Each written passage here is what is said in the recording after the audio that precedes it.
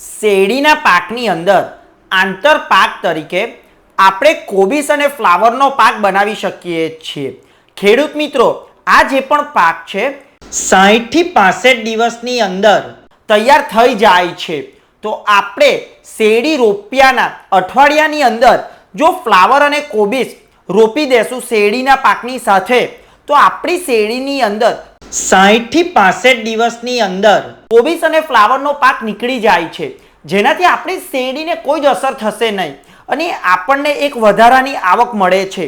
માટે આપણે શેરડીના પાક સાથે આંતર પાકની અંદર ફ્લાવર અને કોબીસનો પાક રોપી શકીએ છીએ અને આ પાક કરવાથી એનો જે પણ વેસ્ટ કચરો નીકળે છે એ કમ્પોસ્ટ તરીકે આપણને શેરડીની અંદર ખાતર તરીકે ઉપયોગ થશે। માટે આપણે આંતરપાક કરવો જ જોઈએ। આવી જ વધારે માહિતી માટે આપ અમારા વોટ્સઅપ ગ્રુપમાં જોડાઈ શકો છો। ધન્યવાદ।